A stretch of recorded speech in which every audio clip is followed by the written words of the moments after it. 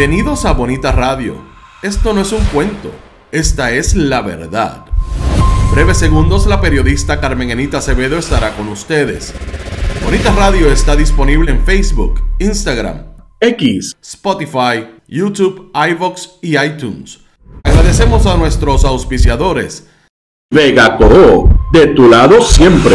Nuestras transmisiones son viables también gracias al apoyo de ustedes. Pueden enviar sus donativos accediendo a bonitaradio.net.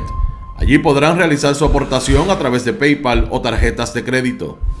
También pueden acceder a ATH Móvil Negocios y realizar un donativo a Bonita Radio o a Periodismo 21. O pueden enviar un cheque o giro postal a PMB número 284, P.O. Box 194000, San Juan, Puerto Rico 00919-4000.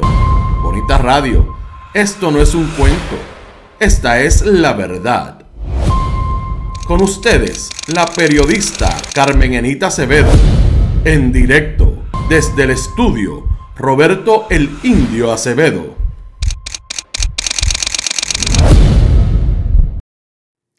Buenos días, soy Pedro Cardona Roy desde Bonita Radio. Hoy estamos sustituyendo a Carmen Enita Acevedo. Hoy este espacio lo estamos llevando a nombre de El Urbanista. Gracias por conectarse a Esto es lo Último. Y hoy tenemos una agenda súper cargada porque parece que en el día de ayer todo en el mundo estaba hirviendo y aquí en Puerto Rico no es la excepción. Ayer tuvimos la noticia del asesinato de un fundamentalista estadounidense, Charlie Kirk. Se le describe como un conservador, se le describe como uno de los aliados de Donald Trump. Y esta persona, mientras estaba en una actividad en el estado de Utah, fue asesinado ante 3,000 personas que estaban presenciando lo que él estaba presentando en este foro, un foro universitario. Esta persona había tenido una trayectoria bastante controversial. No era ajeno a estar haciendo expresiones incendiarias en torno a la comunidad negra, a la comunidad LGBT y toda una serie de otros segmentos. Se burlaba de los asiáticos, tenía expresiones discriminatorias en contra de personas que tenían un credo distinto al suyo. Él era católico, conservador y era también uno de los promotores del uso de armas y la aportación de armas en Estados Unidos. Un defensor acérrimo de la segunda enmienda de la Constitución que decía él que era un God-given right. Era exactamente como lo describía. Así que esta persona ayer fue asesinada en esta actividad. Algunas de las declaraciones que había hecho esta persona a lo largo de su vida se pueden ver aquí en la imagen, ¿verdad? Él decía que los derechos civiles de 1964 habían sido un error. Él decía que Martin Luther King no era una buena persona. Decía que las paradas del orgullo eran actividades pecaminosas, incitaban al pecado y, como dije aquí, abogaba por la segunda enmienda y tenía declaraciones que resultan tan irónicas hoy luego de las noticias que se conocieron el día de ayer, que él decía que el defender el derecho a portar armas que está recogido en la segunda enmienda de la Constitución del pueblo estadounidense era algo que podía conllevar que algunas personas lamentablemente murieran, pero era un costo que había que asumir para defender esa segunda enmienda. Esta persona también tenía otras declaraciones, ¿verdad? Y él decía que el dinero judío era el que había causado gran parte de los problemas que tenía la cultura americana. decía que las personas gay eran destructivas y que no tenía problema con que murieran estas personas. Así que creo que nosotros teníamos en la figura de Charlie Kirk a una persona que promovía un discurso violento, una persona que no tenía límites en sus expresiones, y pues ayer alguien decidió hacer un acto terrible y censurable y terminar con la vida de Charlie Kirk. Y creo que es importante que nosotros tengamos la capacidad de separar lo que son las expresiones que uno puede denunciar y censurar como violenta de los actos que se perpetraron en el día de ayer. Quitarle la vida a una persona por lo que piensa es algo que nos deshumaniza. Y creo que condonar ese acto violento de terminar con la vida de Charlie Kirk es un acto deshumanizante y un acto que no debiéramos estar proponiendo. A mí no me gusta mucho hacer discursos que sean donde uno está tratando de imponer un cierto tipo de criterio, pero creo que en este caso uno tiene que ser claro y categórico que un acto violento, que un asesinato no es aceptable, que nosotros no podemos como sociedad aceptar este tipo de manifestación y que aunque yo no coincido con ninguna de las expresiones que se han mencionado aquí sobre Charlie Kirk, y estoy seguro que tenía otras y posiblemente en esas otras tal vez hayan algunas con las que yo no tenga diferencia, pero en las que he mencionado aquí yo tenía serias diferencias. Sin embargo, el acto que se perpetró ayer y el terminar con la vida de Charlie Kirk, en lugar de discutir cuáles eran las diferencias que existían con esta persona, es un acto censurable. También llama la atención las expresiones tan violentas de personas locales como Elizabeth Torres o como Jorge Luis Rodríguez, quienes han estado avalando las posturas que mantenía Charlie Kirk y tratando de implicar a una alegada izquierda que está tratando de llevar una retórica y que fue lo que provocó el asesinato de Charlie Kirk. En este momento todavía no sabemos exactamente cuál es el perfil de ese o esa asesina de Charlie Kirk, ni tampoco conocemos los motivos. Creo que es abonar a un ciclo de violencia el pretender hacer a un grupo responsable de esos actos que son reprochables en cualquier liga.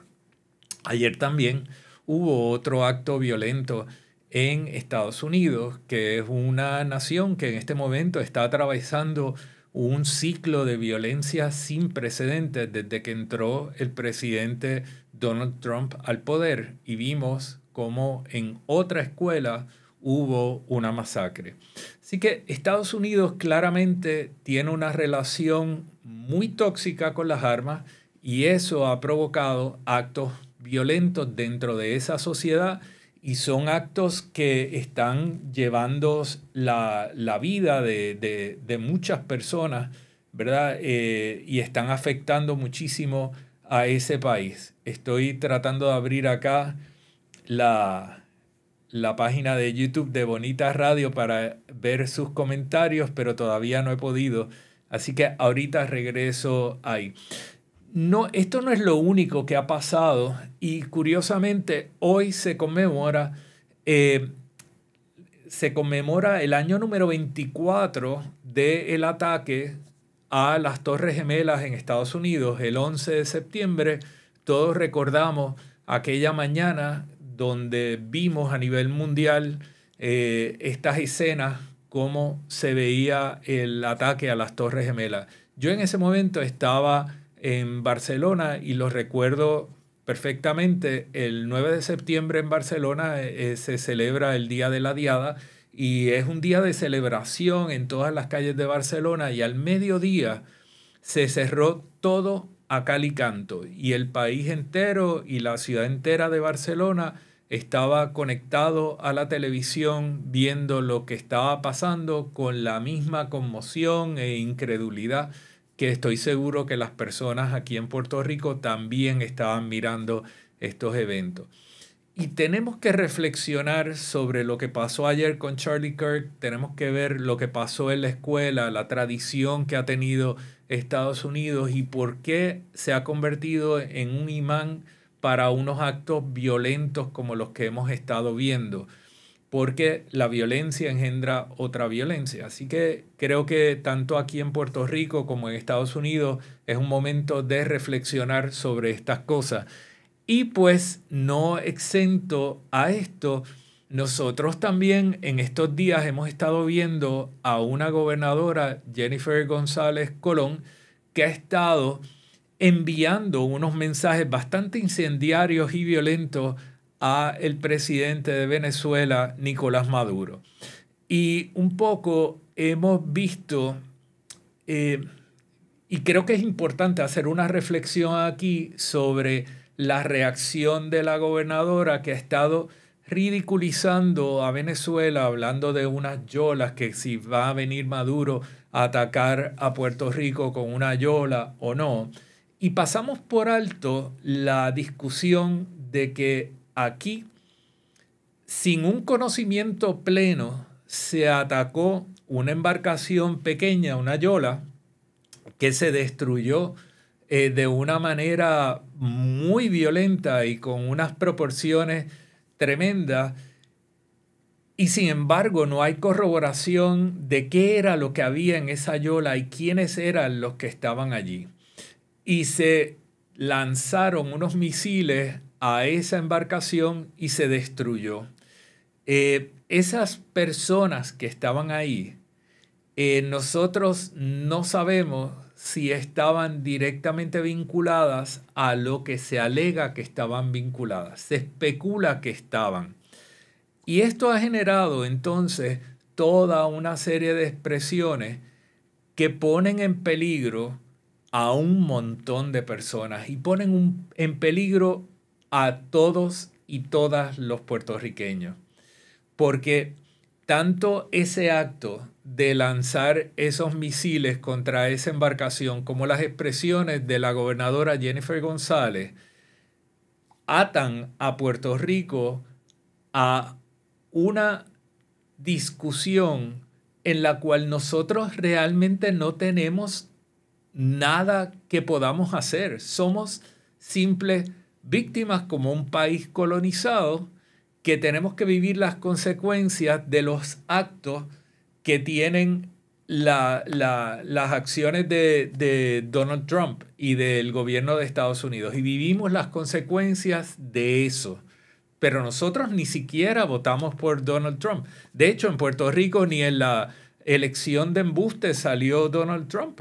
Quien escogió el pueblo de Puerto Rico en ese teatro de la papeleta especial de las elecciones pasadas fue a Kamala Harris.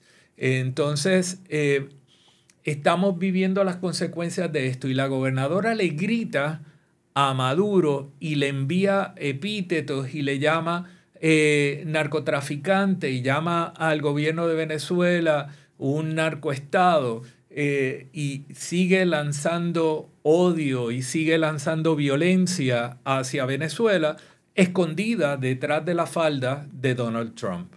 Entonces, eso tiene la consecuencia de ponernos a todos y a todas en Puerto Rico en una posición vulnerable ante Venezuela y ante el resto del mundo, sin nosotros tener nada que ver con esto.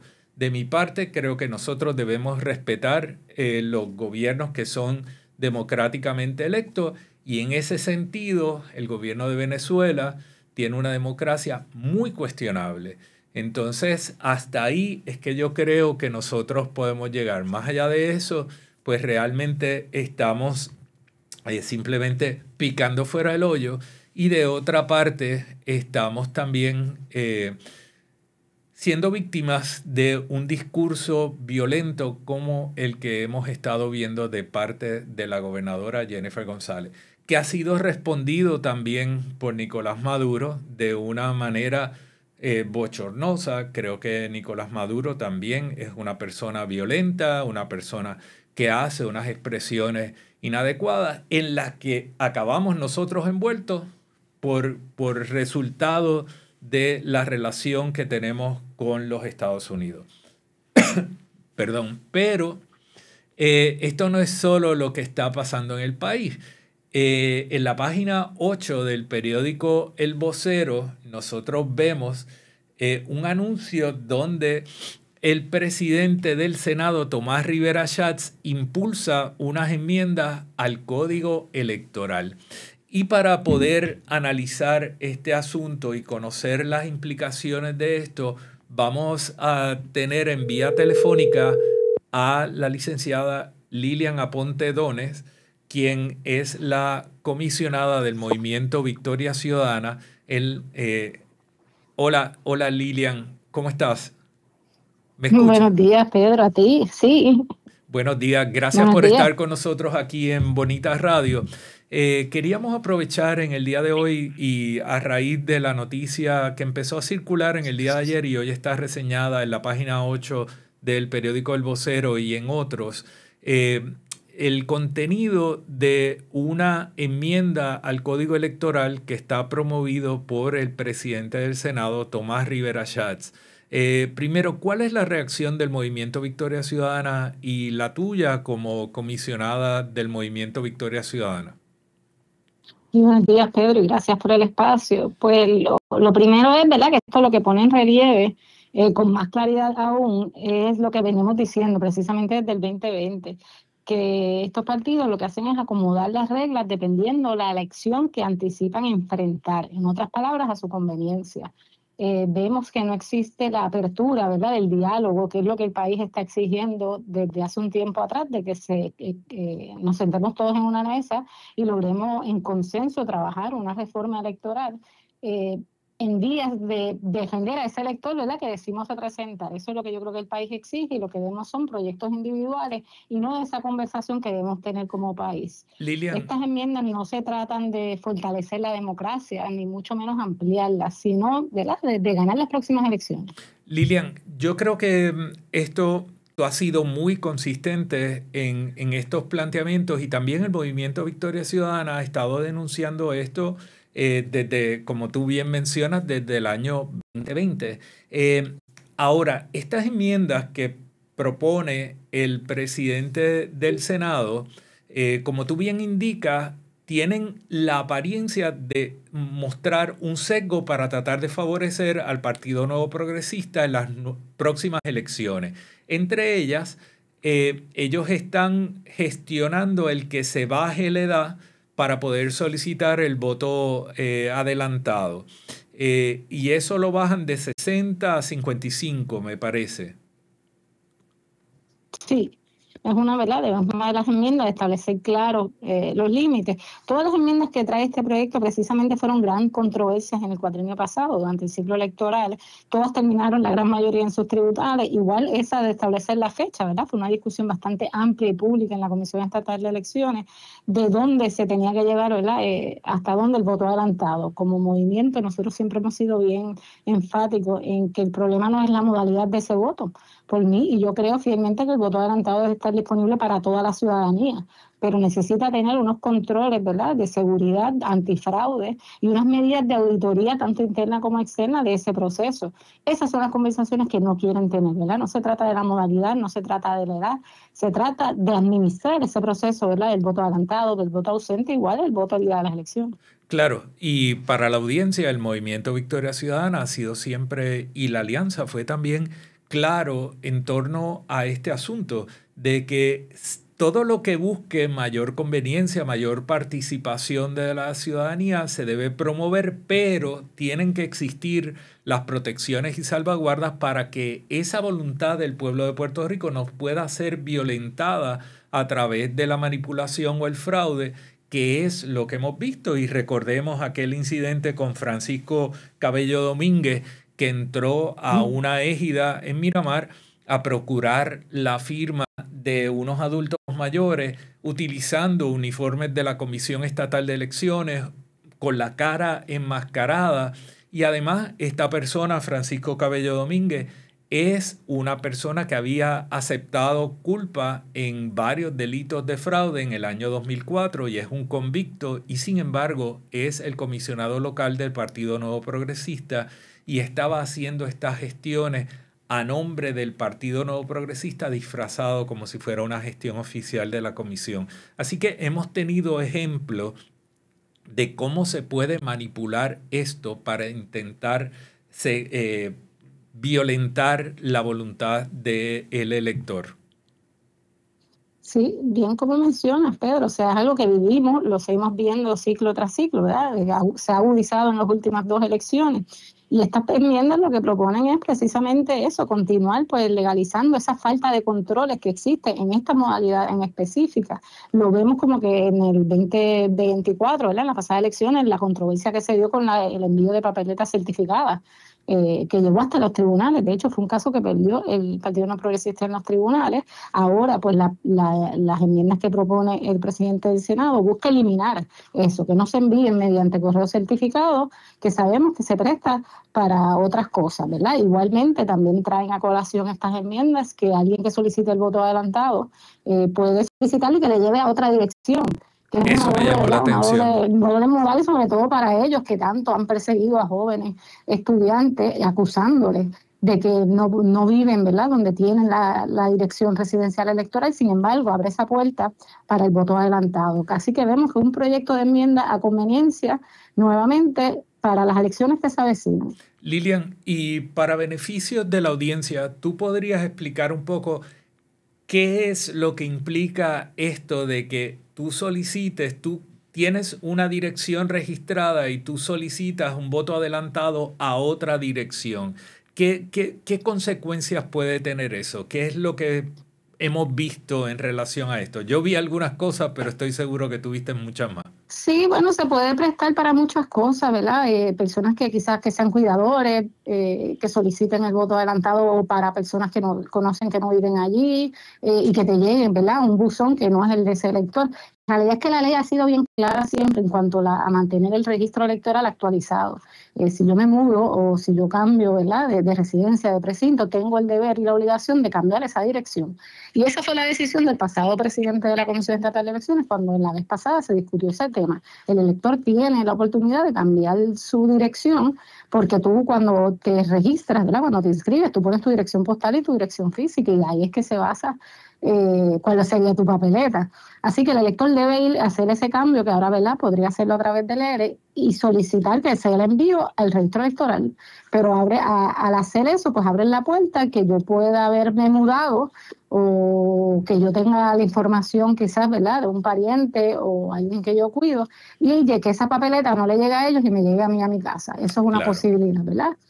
Son muchas que hay que ver con detenimiento, pero es el doble discurso que siempre tiene, ¿verdad?, el Partido Nuevo Progresista, porque acusaban precisamente a jóvenes estudiantes de que estaban votando donde no residían, y es lo que pretenden hacer con el voto adelantado también nuevamente. Me acuerdo, yo creo que hay que tener, ¿verdad?, mucho cuidado. Sí, recuerdo la discusión en relación a los estudiantes que estaban en Río Piedras y lo que alegaba el Partido Nuevo Progresista en las elecciones pasadas. 2 cositas adicionales que me gustaría discutir contigo. Una de ellas, el aumento en el tiempo para el cierre del registro electoral, que fue un issue que tú levantaste durante las pasadas elecciones, que con todos los accidentes que había habido en el periodo previo a las elecciones por parte de la Comisión Estatal de Elecciones, el tiempo que tardaron en habilitar toda una serie de plataformas, tú pedías que no penalizaran al elector reduciendo el tiempo para hacer cambios, y tú pedías que lo ampliaran. Ahora lo que está diciendo este proyecto de ley es que en lugar de mantener el tiempo de 30 días, lo quieren aumentar a 50 días antes. Ahí cierra el periodo para hacer cambios. ¿Cuál es tu reacción a eso? Sí, yo creo que es un retroceso que precisamente limita lo que es la inscripción y la reactivación de electores, afectando principalmente, ¿verdad?, a los jóvenes, que es su primera elección. El propio Código Electoral del 2020 estaba bien claro, la idea, ¿verdad?, de los 30 días, es que inclusive ese número se redujera y ese cierre de registro fuese lo más cercano a la elección posible. Claro. Eso es lo que tenía la visión del Código del 2020, así mismo lo dice la ley, precisamente por todos estos avances tecnológicos que estaba adquiriendo la Comisión Estatal de Elecciones. Sin embargo, ahora vemos todo lo contrario, ¿verdad?, que lo que hace es ampliarlo, ¿verdad?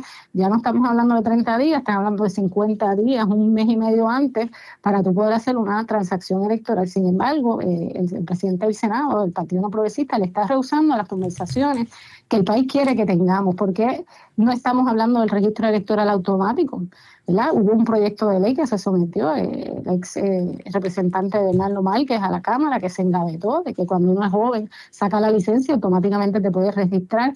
Esa es la conversación que tenemos que tener como país, porque esto no se trata de los partidos políticos, ¿verdad? Mayor participación electoral, mayor legitimación para cualquier gobierno, y eso es algo que ellos no ven, ¿verdad? El número de participación electoral ha ido bajando constantemente, ¿verdad?, desde el 2016, 2020, 2024, y eso es algo que le debe preocupar a todo el mundo, ¿verdad?, no a un partido. Sin embargo, no se está haciendo nada para poder ampliar, ¿verdad?, dar mayor acceso a la ciudadanía a los procesos electorales, y esa enmienda precisamente lo que busca es limitarlo.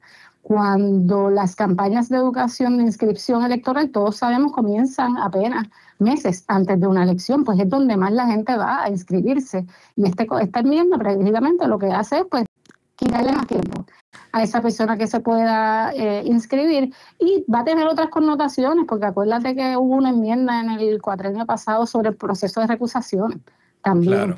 Entonces, cuando a ti te recusan, ¿verdad?, con esta nueva enmienda que se sometió, cuando a ti te recusan no vas a tener una vía alterna para poder activarte o poder arreglar tu récord electoral, y eso, ¿verdad?, eso va en detrimento del derecho constitucional del voto de la ciudadanía.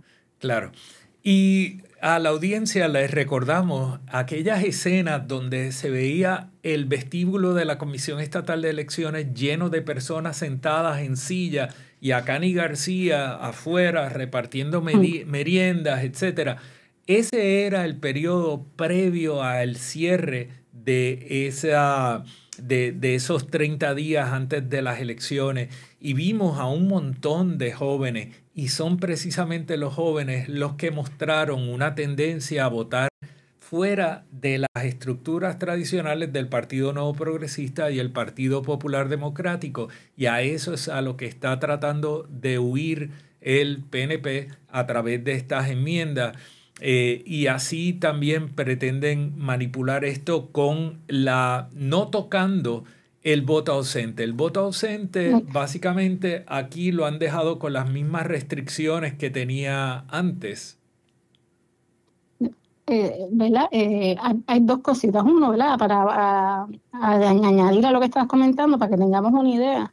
Durante esos meses previos a las elecciones, ¿verdad?, septiembre, agosto y septiembre, fueron el 25%, casi el 30% de las nuevas inscripciones durante todo el cuatrenio se dieron en ese periodo, precisamente porque es donde comienzan las campañas, así que tendría un impacto cambiar esa fecha de cierre de registro. Estas enmiendas, mira, trae algo curioso, y ahí es que vemos, ¿verdad?, cómo son acomodaticias a veces. El voto ausente, ¿verdad?, se difiere del voto adelantado, y el voto ausente lo ganó la alianza, casi por 70% del voto ausente fue, ¿verdad?, votos para la alianza. Sin embargo, es el único que en estas enmiendas sí buscan cerrarlo, ¿verdad?, le buscan más criterios para hacerlo más complicado solicitar el voto ausente. Sin embargo, no lo hacen con el voto adelantado, y vemos entonces ahí la intención verdadera de estos proyectos de ley que está sometiendo el presidente del Senado. O sea que sí hay una serie de enmiendas que lo que hacen es que hacen más difícil la solicitud del voto ausente. Esos jóvenes que están estudiando en universidad fuera de Puerto Rico, esas personas que por razones de trabajo tienen que estar ese día de las elecciones fuera del país, se les va a hacer más difícil el solicitar el voto ausente. Exacto, o sea, trabajo adicional. Y mira, la conversación que tenemos que tener es la misma. ¿por qué no ampliarlo? O sea, si queremos que sea accesible, ¿por qué no ampliarlo a toda la ciudadanía? Que todo el mundo tenga derecho a solicitar el voto adelantado y el voto ausente, Bueno, más allá de la edad. claro, y como hemos estado hablando en otra parte de este programa, a lo que aspiramos es a una mejor representación de la democracia. Y eso implica que la voluntad del electorado se pueda manifestar. Entonces, esto no se trata de favorecer a un partido político o a otro. Eso es lo que debiera suceder en un escenario de una enmienda al Código Electoral.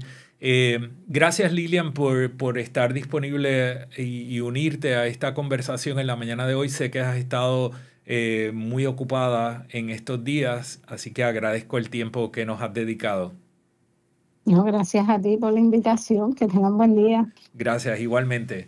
Escucharon a Lilian Aponte Dones, comisionada del movimiento Victoria Ciudadana, quien ha estado denunciando, ¿verdad?, las fallas que tiene el Código Electoral y ha estado promoviendo el que se hagan enmiendas a ese Código Electoral para favorecer el que todos los ciudadanos puedan ejercer su derecho al voto en unas condiciones razonables.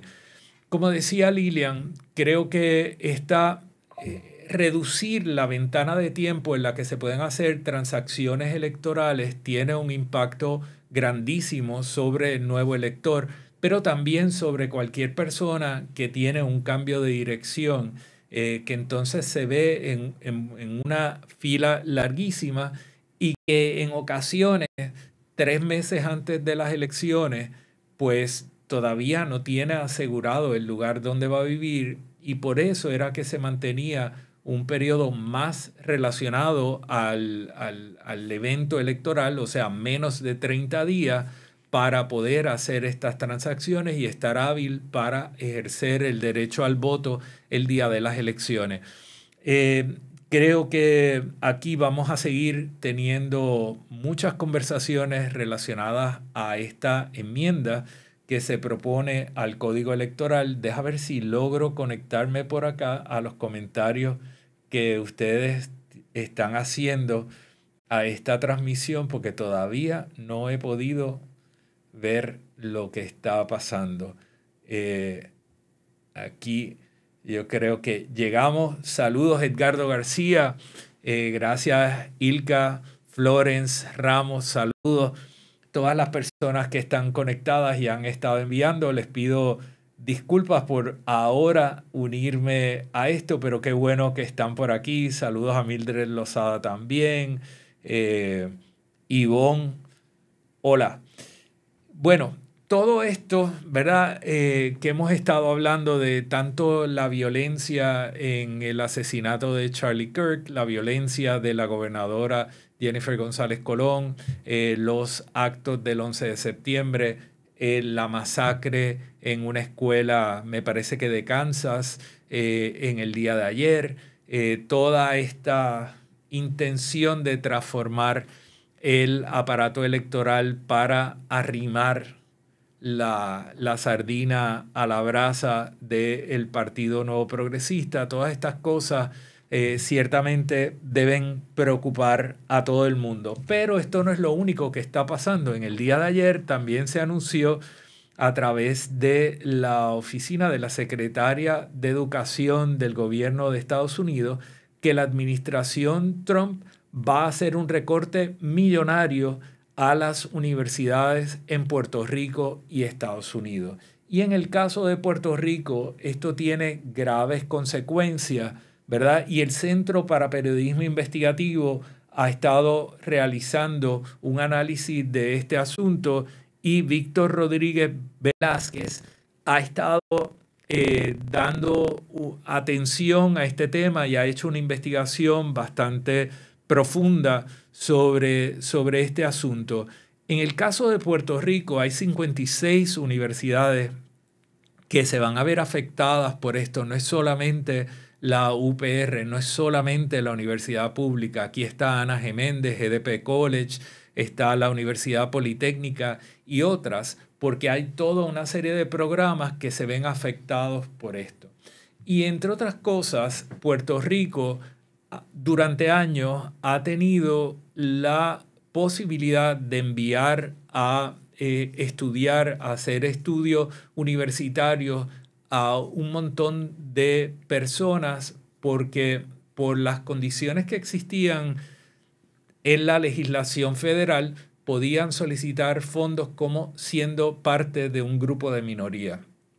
Estos fondos se eliminan con las nuevas determinaciones de la administración de Donald Trump, y eso tiene serias implicaciones para programas educativos, para el financiamiento de algunas de estas universidades y ciertamente para la educación superior de miles de puertorriqueños y puertorriqueñas.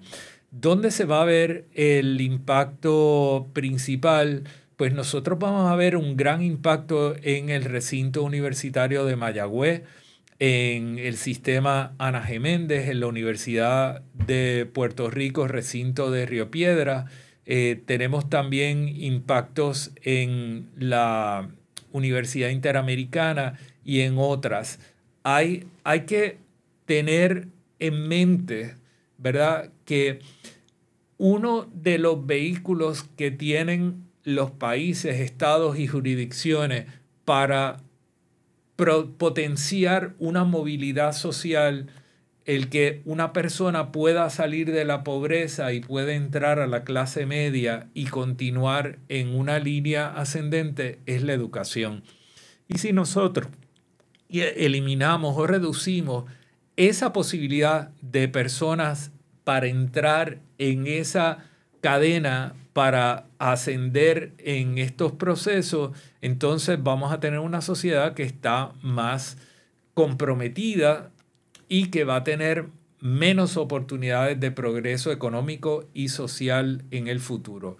La educación es una pieza fundamental y ciertamente estos programas y estas determinaciones de la administración Trump tienen consecuencias para el futuro de Puerto Rico y el futuro de puertorriqueños. Así que creo que nosotros debemos estar muy, muy pendientes y muy preocupados en este momento con esto que está sucediendo. Pero como les dije, esto no es lo único que está pasando en el país.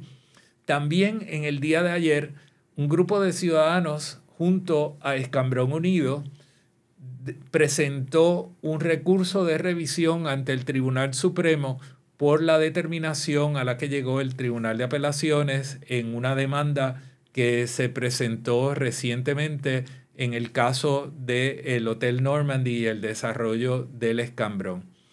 En esa demanda se estaba levantando el asunto que durante el proceso de otorgación del contrato al grupo Ishai y Normandy OZ no hubo una participación pública adecuada, que además no se hicieron unos análisis ambientales de los impactos que iban a tener estas acciones sobre la vida marina, sobre elementos de fauna y flora y sobre el Parque del Escambrón y el Sisto Escobar.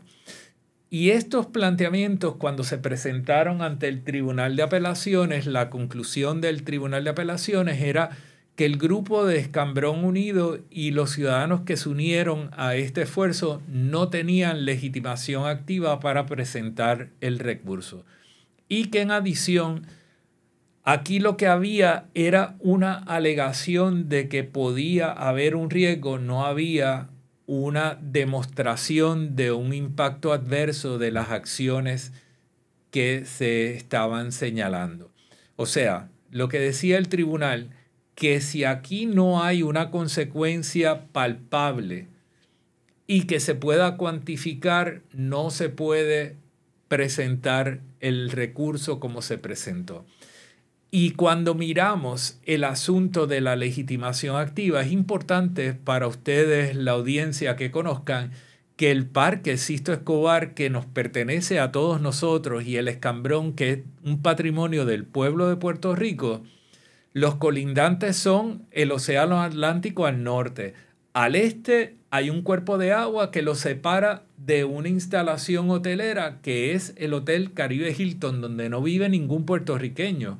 Al sur lo que hay es el Tribunal Supremo, donde tampoco vive nadie, y Maite Oronoz, la presidenta del Tribunal Supremo, y los jueces del Tribunal Supremo no tienen posibilidad de constituirse como vecinos que viven en este lugar, aunque pasen muchas horas en ese recinto del Tribunal Supremo. Y al oeste está el antiguo Club de Oficiales, que está desocupado y hoy le pertenece al pueblo de Puerto Rico. Y ante ese escenario, el Escambrón y el Sisto Escobar no tiene posibilidad de que haya una persona con pulso y latidos que tenga la capacidad de presentarse ante un tribunal y decir: yo tengo legitimación activa para invocar esto. Sin embargo, de nuevo, y creo que esto lo hemos hablado en el caso de Sol y Playa y en tantos otros recursos, el pueblo de Puerto Rico es el legítimo titular de estos activos. Y por una interpretación que se le ha dado a la ley, dejan fuera de toda posibilidad que alguna persona pueda invocar esa naturaleza de ser coparte, ser codueño de ese activo y poder recurrir al tribunal ante un acto ilegal.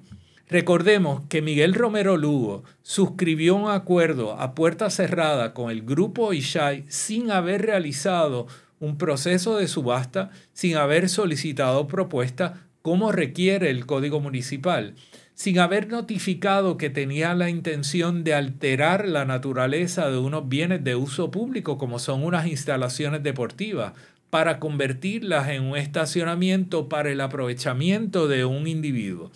Entonces, estas acciones de Miguel Romero Lugo ya de por sí son unas acciones que son ilegales. Sin embargo, no hay posibilidad de presentar un recurso y reclamar que hay legitimación para presentar el mismo, porque de acuerdo a la interpretación que se le ha dado a la ley, si usted no es un vecino inmediato y si usted no puede demostrar que hay un daño palpable que se pueda cuantificar, entonces no hay posibilidad de invocar este recurso. Por eso el grupo de Escambrón Unido y la Clínica de Asistencia Legal de la Universidad Interamericana presentaron este recurso de revisión ante el Tribunal Supremo para que sea ese foro el que evalúe los planteamientos de este grupo y su representación legal para determinar si existe o no posibilidad de presentar y correr este recurso. Creo que es un caso importante. Recientemente nosotros escuchamos a el senador independiente Molina Pérez, que estuvo haciendo unas declaraciones donde él decía que esto ya estaba resuelto, que el alcalde de San Juan había desistido de este desarrollo y que el desarrollo no iba. Sin embargo, luego de las declaraciones de Molina Pérez, no hemos escuchado nada de parte del alcalde de San Juan, Miguel Romero Lugo.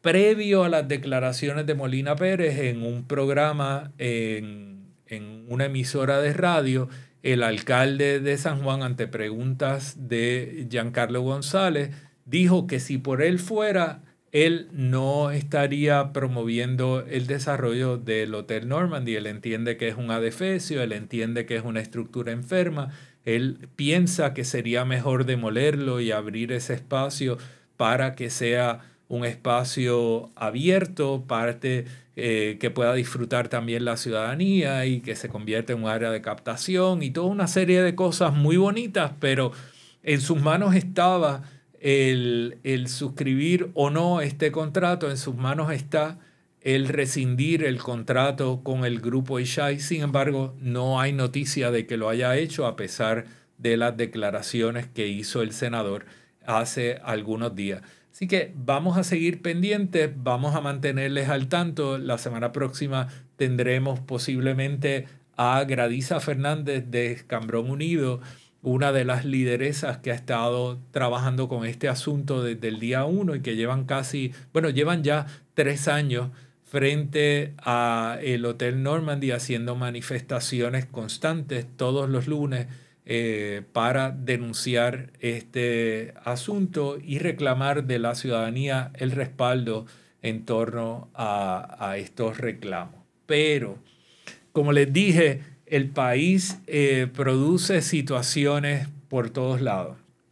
Y en el día de ayer, en la Asociación de Constructores de Hogares, que está realizando su convención anual en el día de ayer y el día de hoy, y pues curiosamente también coincide con el aniversario de las Torres Gemelas, esta convención de constructores de hogares, y el periodista Marcos Ramírez, que lleva la plataforma Marea Ecologista, quien es un colaborador habitual de Bonitas Radio, hace una reseña muy importante de un mensaje que dio Carmelo Ríos ante los constructores de hogares, un mensaje de solamente 4 minutos y unos 12 o 14 segundos. Ese mensaje muy breve de Carmelo Ríos expone quiénes son los funcionarios de la administración actual que responden a los constructores de hogares. En ese mensaje de Carmelo Ríos, él dijo que Waldemar Quiles es aliado de los constructores de hogares. Habló también del secretario de Transportación y Obras Públicas, habló del director de la Oficina de Gerencia de Permisos, habló del secretario de Desarrollo Económico Negrón Reicher, habló del presidente de la Junta de Planificación, Héctor Morales, y todas estas personas fueron señaladas como amigos o aliados de los constructores de hogares. Carmelo Ríos expuso la relación que ha tenido el inversionismo político con la gestión gubernamental en esos 4 minutos con 14 segundos. Y de una manera incisiva, como siempre, y muy precisa, también como siempre, que caracteriza a Marcos Pérez Ramírez, vimos cómo Marcos fue desglosando esos discursos de 4 minutos o ese discurso de 4 minutos y lo convirtió en un artículo que está disponible en la página de Marea Ecologista. No queda duda de dónde está parado Carmelo Ríos, pero no queda duda de la relación que tiene la administración actual con el inversionismo político que ha llevado a estas personas al poder. Y nosotros tenemos que estar muy pendientes a esto, y esto viene vinculado, ¿verdad?, también a unas expresiones del presidente de la Asociación de Constructores de Hogares, ¿verdad?, que dice que él va a estar promoviendo el que se aumenten los terrenos que están disponibles para el desarrollo de vivienda. ¿Por qué? Porque como parte de sus discursos, la Asociación de Constructores de Hogares ha estado diciendo que uno de los principales impedimentos para el desarrollo y para la actividad de su industria ha sido el plan de uso de terreno, que no tiene suficientes terrenos para el desarrollo de vivienda. Y tenemos que recordar que del año 2015, cuando se aprobó el plan de uso de terrenos, al año 2025, Puerto Rico ha perdido casi 1 millón de habitantes. Ha habido una migración masiva hacia Estados Unidos y a otros lugares, y eso ha hecho que Puerto Rico tiene una gran desocupación de unidades de vivienda y hay sectores enteros donde no vive nadie. Entonces, eso, si nosotros lo miramos también en el contexto de qué era lo que proyectaba el plan de uso de terreno, que había separado 35.575 cuerdas para desarrollo futuro. Y esas 35.575 cuerdas, si nosotros tomábamos un 75% y lo dedicábamos a vivienda, eso equivaldría a unas 388.662 unidades de vivienda que se podrían desarrollar, vivienda unifamiliar, ¿verdad? Y si dedicamos un 15% a espacio comercial, se podría hacer en eso unos 67 Plaza Las Américas. Y con un 10% para industria, eso equivaldría a la construcción de unos 16 Amgen, que es la industria que ocupa más terreno en Puerto Rico, y esa industria está en el área de Juncos. Entonces, importante que pongamos esto en justa perspectiva, ¿verdad? Esto 35,000 cuerdas es el equivalente a 2 veces la isleta de Manhattan.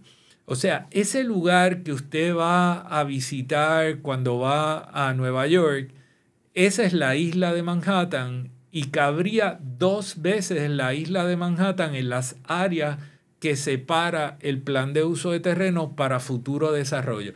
Y eso es lo que dice el presidente Rojo, que no es suficiente para atender la demanda de vivienda que hay en Puerto Rico.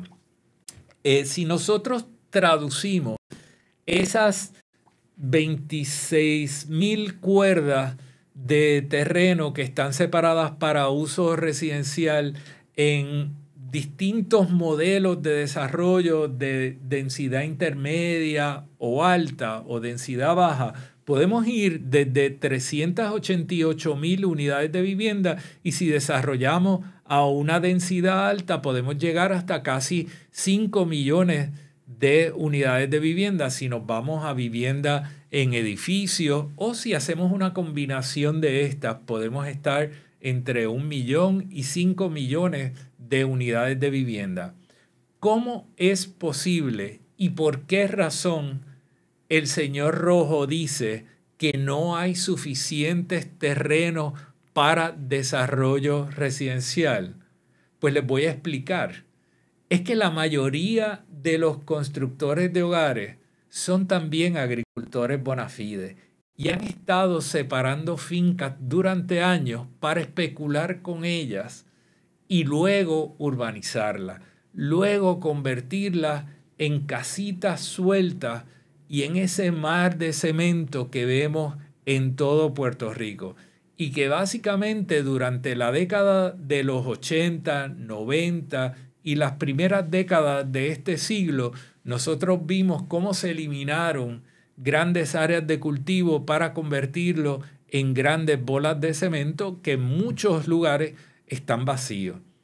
Entonces, esa es la razón. Ellos han estado especulando con estos terrenos y ahora están tratando de aprovechar el vínculo que señaló Carmelo Ríos, que ellos tienen con el grupo de la administración actual, los desarrolladores con el grupo de la administración actual, y entonces ahí pueden hacer su agosto y convertir en millones de dólares la especulación que han estado realizando con estas antiguas fincas agrícolas.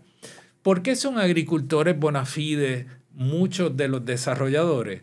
Pues miren, porque el país desarrolló un refugio para estas personas que les permite no tributar sobre estas fincas que tienen y obtener unos créditos contributivos y unas ventajas pues, sobre la compra de vehículos y otras cosas, mientras ellos retienen estas grandes extensiones de terreno. ¿Dónde es que convierten esas extensiones de terreno en algo aprovechable? Pues en el momento que pasan una finca de una clasificación agrícola a una urbana. Ese cambio en muchas ocasiones representa un 300% de aumento en el valor de la finca y en ocasiones hasta incluso más. Así que esa es la razón que está detrás de todo esto. Es un aprovechamiento por parte de estas personas de ese vínculo político que tienen para aumentar su riqueza. Y esto, obviamente, nosotros ya lo habíamos visto antes. Esta no es la primera vez que lo vemos. Cada vez que tenemos una administración que está muy conectada a el sector de la construcción, nosotros vemos movidas como esta. Y en meses recientes nosotros hemos visto cómo la Junta de Planificación ha emitido un montón de resoluciones, y el otro día estaba revisando algunas resoluciones recientes y entre ellas vemos una donde básicamente a través de una resolución interpretativa ellos han vuelto a poner, la Junta de Planificación ha vuelto a poner en vigencia todas las consultas de ubicación desde los años 70. Y esto es importante que usted que está escuchando este programa sepa que eso no pasa en ningún lugar. Las consultas de ubicación existen en otros sitios, particularmente en el mundo estadounidense, en el mundo americano, porque de ahí es que vienen las consultas de ubicación que nosotros tenemos acá. Pero esas consultas de ubicación, y aquí en Puerto Rico hasta el año 2009, las consultas tenían término. Las consultas se aprueban y tienen un término de vigencia de 4 años y algunas pudieran ser extendidas un poquito más allá de eso. La mayoría son de 2 años, algunas se extienden a 4 y algunas pueden tener una extensión adicional. En el caso de Puerto Rico no tienen término desde que llegó Luis Fortuño Burset al gobierno y hace la reforma de permiso y se prepara la primera versión del reglamento conjunto. Y a través de esta resolución interpretativa que emitió la Junta de Planificación hace apenas un mes, todas las consultas de ubicación, incluso las que se presentaron en los años 60 y 70, vuelven a estar vigentes. Entonces, esto tiene graves consecuencias para recursos naturales, tiene graves consecuencias para el país. Cuando se aprobaron consultas de ubicación como las de Cocoa Beach o las de Palmas del Mar o las de Columbus Landing, en su momento esas consultas de ubicación o no habían hecho un análisis ambiental completo o no lo tenían que hacer en ese momento. Y ha habido una serie de hallazgos y una serie de desarrollos de conocimiento y también cambios que se han dado en erosión costera, en situaciones de inundabilidad de terreno que hoy se conocen y sin embargo estas consultas de ubicación no están atemperadas a ese conocimiento que se tiene y a esa información ambiental. Y por ende el desarrollo de ellas puede tener graves consecuencias para la estabilidad de sistemas naturales, pero también para la seguridad y la garantía de vida y propiedad en múltiples sectores de Puerto Rico. Así que es de interés de todos nosotros en Puerto Rico que este tipo de asuntos se traiga a la atención y que nosotros midamos lo que está diciendo la Asociación de Constructores de Hogares y Carmelo Ríos para que podamos participar de esta conversación con conocimiento y podamos invocar nuestro derecho a la protección del ambiente. Lo último que voy a cerrar acá en la mañana de hoy es que también sale en el periódico El Vocero la noticia de que en el año 2027 se van a reducir las zonas de oportunidad. Que aquella determinación que se llegó bajo la administración Biden de que el 98% de Puerto Rico caía bajo las zonas de oportunidad, alegadamente para poder atender la situación de crisis que enfrentaba Puerto Rico luego de los huracanes Irma y María, cesa en el año 2027 para convertirse en un parámetro equivalente a lo que tiene el resto de las jurisdicciones en Estados Unidos, que es un 25% del territorio el que puede tener la clasificación de zona de oportunidad. Esto ha hecho que se haya acelerado el proceso de identificación y reconocimiento de proyectos estratégicos que están atemperados con esa clasificación de zona de oportunidad. Y Negrón Reichard, el secretario de Desarrollo Económico, ha estado pues dando atención supuestamente y dando trámite a un montón de solicitudes que estaban detenidas dentro del departamento, solicitudes de decretos de zona de oportunidad.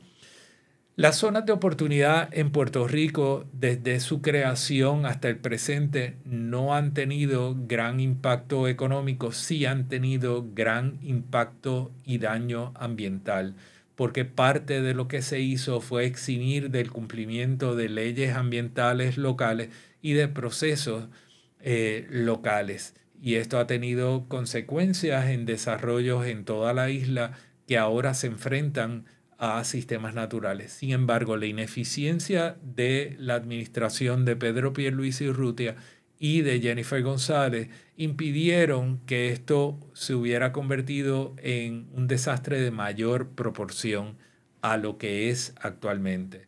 Así que vamos a ver qué representa esto, qué va a pasar durante el año 2026 y cómo se manifiesta estos decretos al cierre de ese plazo de tiempo que se ha establecido para culminar con esa zona que abarcaba el 98% del territorio para convertirlo en un 25%. El 1 de enero de 2027 cierra el decreto de zona de oportunidad para el 98% de Puerto Rico a raíz del One Big Beautiful Bill de Donald Trump.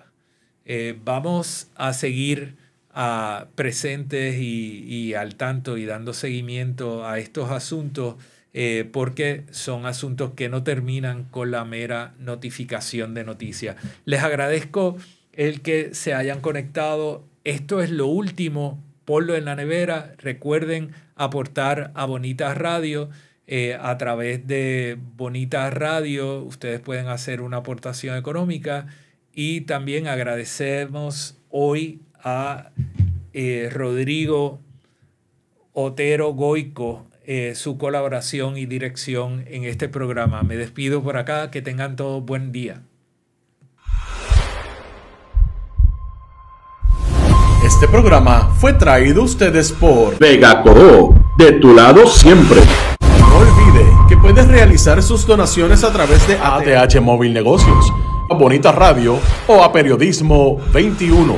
O puede acceder a nuestra página de internet bonitasradio.net y donar a través de PayPal o tarjetas de crédito.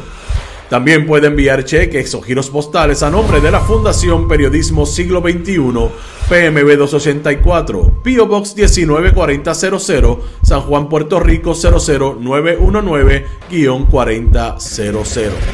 Bonita Radio, esto no es un cuento, esta es la verdad.